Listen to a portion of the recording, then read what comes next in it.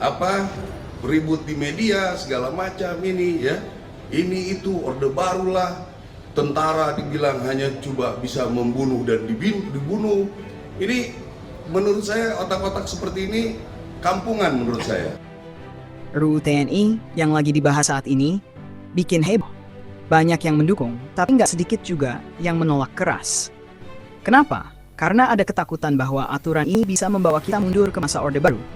Apakah Indonesia sedang menuju reformasi yang lebih baik, atau justru kembali ke era di mana militer berkuasa di segala lini?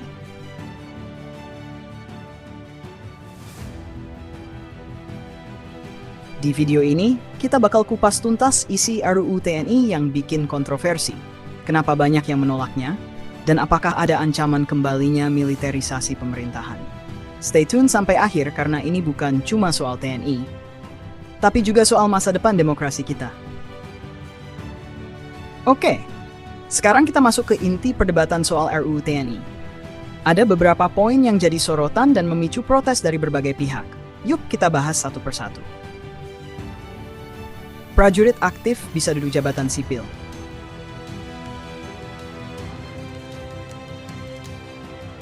Di dalam RUU ini, ada aturan yang memungkinkan prajurit aktif menduduki jabatan sipil seperti di kementerian, lembaga negara, sampai BUMN.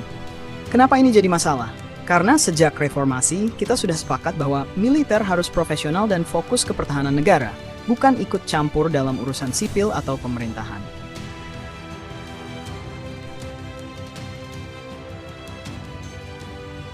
Di zaman Orde Baru, militer bukan cuma jaga keamanan, tapi juga terlibat dalam pemerintahan.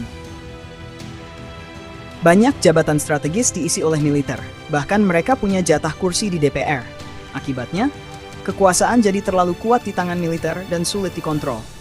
Ini yang dikhawatirkan bakal terulang kalau aturan ini disahkan. Perpanjangan masa pensiun.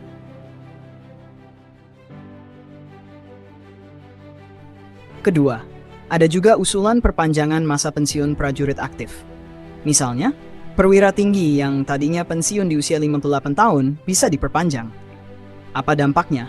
Bisa memperlambat regenerasi dalam tubuh TNI, dan prajurit muda bisa kesulitan naik pangkat. Kalau prajurit senior makin lama menjabat, yang junior bakal sulit berkembang. Ini bisa bikin TNI kurang dinamis dan kurang segar dalam menghadapi tantangan baru.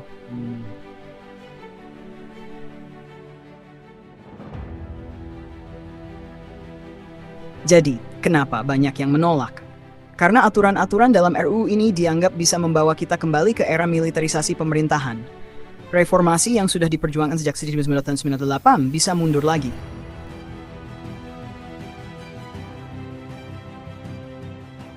Bukan berarti kita nggak butuh militer yang kuat.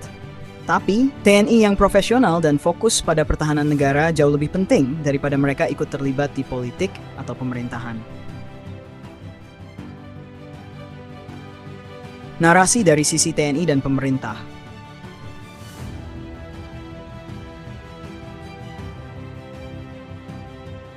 Oke, kita juga harus lihat dari sudut pandang pemerintah dan TNI sendiri. Mereka punya alasan kenapa RUU ini diajukan. Salah satunya, mereka berargumen kalau aturan ini bisa memperkuat koordinasi antara militer dan pemerintahan sipil.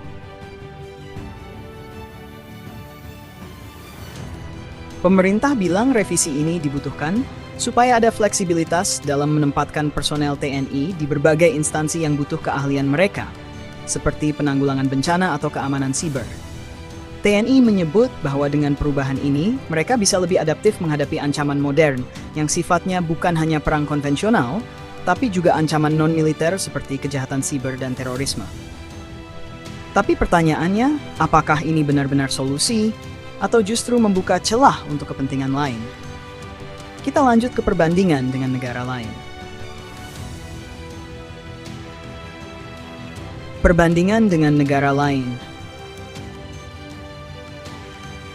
Kalau kita lihat negara lain, hubungan antara militer dan sipil ini beda-beda. Misalnya, di Amerika Serikat, undang-undang melarang militer aktif menduduki jabatan sipil untuk menjaga demokrasi tetap kuat.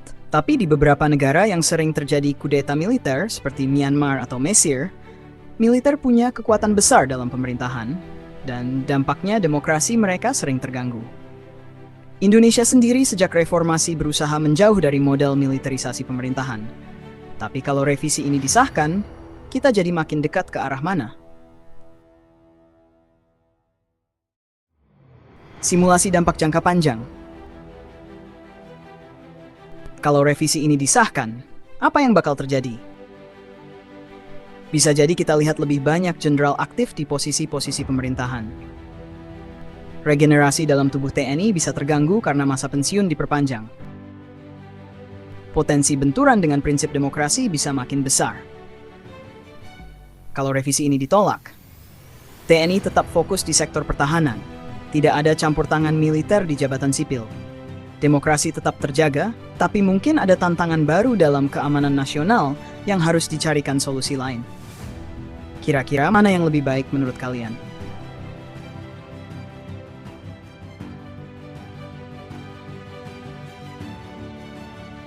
Kesimpulan, haruskah kita khawatir? Jadi apakah RUU TNI ini benar-benar ancaman bagi demokrasi atau justru sebuah kemajuan? Yang jelas kita harus tetap kritis dan mengawasi kebijakan yang bisa berdampak besar bagi masa depan negara kita.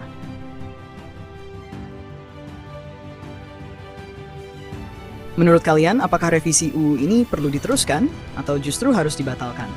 Tulis pendapat kalian di komentar. Jangan lupa like, share, dan subscribe biar kita bisa terus bahas isu-isu penting lainnya.